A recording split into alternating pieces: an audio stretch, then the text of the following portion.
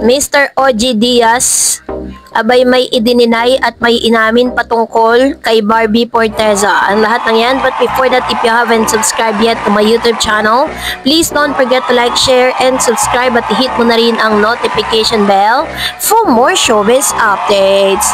Bago tayo of course magpatuloy sa ating updates for today's video, nice kong pasalamatan kayo for always watching and trusting this channel. Thank you so much sa inyong palagiang panonood at palagiang pagsubaybay sa mga updates po natin. Maraming salamat po. At ngayong araw, pag-usapan natin ito dahil hanggang sa ngayon ay umiikot pa rin po sa buong social media platform ang ilang issue na talaga namang dapat na i-clear out ni Miss Barbie Forteza, at yung lalaking ini-involve sa kanyang pangalan. Kasi kasabay ng pagsikat at pagdami ng mga proyekto ni Miss Barbie, mas lalong nagkakaroon po ng mas maraming tao na talaga namang sobrang interesado at engage sa mga nangyayari kay Barbie. So dahil po dito, syempre karapatan din ng mga followers at mga nagmamahal kay Barbie at David Licauco na malaman ng totoo patungkol sa mga isyong ito. Kamakailan lamang ay talaga namang kumalat sa social media platform ang mga photos and videos kung saan magka-holding hands itong si Jameson Blake at Barbie Forteza. So finally ay may isang OG Diaz na gumawa ng paraan para makuha ang parang side of the story ni Jameson Blake sa mga photos and videos na naglalabasang ito. Kasi nga naman, di ba, parang bakit ginagawa ni Jameson to kay Barbie? Anong meron? So, napagkamalan pa siya na ginagamit niya si Barbie for popularity. So, ito po yun. Panoorin natin. Jameson Blake. Oo, tinanong ko siya. Sabi ko, Jameson, yes, Mama Ox, parang alam ko na kung ano itatanong mo sa akin. Sabi ko, totoo ba? Kayo na ni Barbie. Kailan pa? So, sinabi ni Jameson na honestly, we are not together. The reason why nahuli kami holding hands kasi ang daming tao nung nagpa-picture sa kanya. I was just assisting her palabas. Gets ko naman, people will think different. Haha. Sabi ko sa kanya, okay lang ba if I quote you? Saan po? Sa vlog ko sa Showbiz Update. Yes, pwede naman po. Kumbaga, crowd control ako that time. Naalalayan ko lang si Barbie daw. Kaya nag-thank you ako kay Jameson. So, huwag na tayong magbigay ng malipyan. Sa isang episode ng Showbiz Now na kung saan tinanong or tahasang tinanong ni Mr. OG Diaz si Jameson Blake patungkol sa isyong ito kasi viral ang ilang beses na sighting kina Barbie Forteza at Jameson Blake na may connect sa pagdalo nila sa isang fan run. May lumabas pang litrato kung saan sighted silang magka-holding hands dahil dito nagkaroon ng speculation na playing sweet music together na ang dalawa.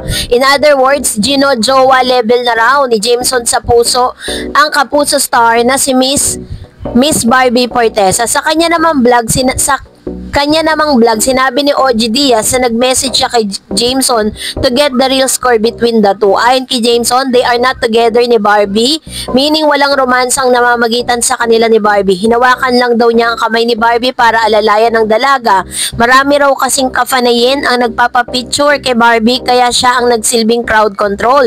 So dapat bang pumalakpak ang mga tenga ni Jack Roberto dahil ang ex ay binati niya sa 75th anniversary celebration na GMA 7 ay wala pa rin bagong love life? Speaking of Barbie and Jameson, nakitaan naman sila ng chemistry at kilig na pwedeng umubra sa pelikula. So pwede nga daw na magkaroon ng project together. Pero alam ko magkakaproyekto po sila. Yung pong kasama po nila dito ang isang komedyante, no? At ang maganda lang kay Jameson Blake, hindi niya na pinalala pa yung issue.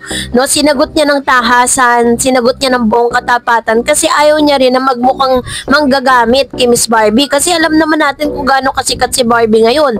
Si Mr. David Licauco nga na isa rin sa mga talaga namang masasabi nating super close kay Miss Barbie Forteza ay napapagbintangan pang ginagamit niya si Barbie. Samantalang kung tutuusin all in all ay parehas naman po talaga silang nagtulungan sila kung para maabot nila yung kasikatan na meron po sila ngayon. Kaya naman maganda po yung ginawa nitong si Jameson Blake. At ngayon mag-react tayo sa mga komento ninyo. Unahin natin si Miss Luisa.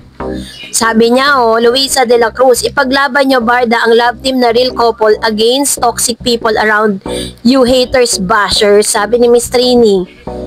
naniniwala ako na may something sila. Halos lahat ng point of view nila pareha sila. Barda are both stable. Sila ang endgame. Ay, ayan. So lahat tayo, 'di ba? Kasi iwasan po natin yung pagiging yung mga fans na yung mga bashers na sobrang toxic sa SOCMED na parang hindi sila makakatulog kapag hindi nila binash si David tsaka si Barbie. Yun yung mga talagang masasabi mo na kulang sa aruga, 'di ba? Parang kung ano na lang sabihin sa publiko, kung ano-anong paninira na lang. Kung hindi nyo gusto yung tao, wag na lang kayo magsalita ng hindi magaganda kasi 'di ba?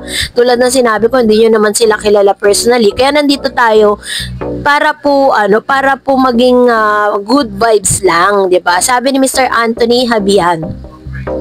Alam ko o analyze ko ang business meeting you did pa. Picture proud si David kay B. May kausap parang ginaguide ni David si Barbie sa business. Billionaire na si Barbie. Kaya advisor niya ang kanyang BFF David. Wow, sana nga nagkakaroon kayo ng feeling sa isa't isa para kayo na at secured ang pera ni Barbie pag si David ang nagmamanage. Ayun. Actually po, isa sa mga magandang katangian din ni David Licauco, no? He know how to handle money. Kasi para po magkaroon siya ng napakarami niyang businesses at napakarami niya po mga investment, 'di ba? Alam niya kung paano niya palaguin yung pera niya. And sabi pa niya, lagi ko din tong sinusubaybayan kasi maganda sinasabi niya sa Barda. Sana laging ganito, mabuhay ka po. Always positive lang tayo sa Barda. Salamat, Ma'am Shi. And then sabi ni Anthony again, gusto ko tong vlogger na to, pair siya. Go po sa magandang sa inyo sa Barda. Actually, deserve naman po talaga ni Barbie at ni David Licauco na magkaroon naman ng mga positive news about them kasi sobrang bombard na sila sa mga toxic na mga bashers, no, against Barbie Forteza and David Licauco. Well, in fact, yung dalawa nga super close, super friend, at super love nila yung isa't isa, diba? At I don't know kung deserve nila na mabash. And sabi ni Miss Mercy, sana dumating na yung time na umamin na si ang Barda para matigil ang pambabash sa kanila, lalo na kay David. Grabe ang pambabash. Yung mga nambabash kay David, malamang sila yung mga may crush kay David. Hindi nang gagamit ang Barda ng lucky charm lang nilang isa't isa. Sabi ni Miss Nancy, maghintay tayo sa Barda 2 years ngayon. Kung sila magkatuloy ng Barda, wala tayong magagawa. Respetuhin natin sila. Ayan. Tama naman, that's really a big word, no? Let's respect them. Sabi ni Miss Elena, be strong David and Barbie, God bless you more Barda forever in real life. And sabi pa ni Miss Mer, sana dumating yung time na umami na ang Barda para matigil lang pambabash sa kanila, lalo na kay David. Grabe ang pambabash, yung mga nambabash kay David. Totoo po yan, sobrang lala. And I don't know kasi si David kasi, kasi siya, may pagka-nonchalant siya. Hindi niya alam kung paano niya i-express yung kanyang nararamdaman. So, dahil po doon, gusto kasi ng ilang mga bashers ng Barda, makita nila doon sa mga salita ni David. Sincere si David, hindi niya kailangan magsinungaling. Hindi niya kailangan na pakiligin, no, kayo na mga bashers para lang magustuhan niyo siya. Basta ang sinasabi niya, she respect Barbie, she care for Barbie, and you have to read between those lines na lang. Sabi ni Miss Rilio sa photo, basta ako team Panat matatag, love na love ko sila. David, Barbie, hindi ko sila iiwan. Salamat DF sa update ng Barda, God bless. And then sabi ni Miss Marlene, di naman lahat pasok si Mr. Depende. Ayan. So yun yung mga sagot kasi lagi ni Mr. David Licauco kasi yung pinaka-safest answer. Kasi syempre nakakaya naman kay Barbie na i-claim mo ng i-claim.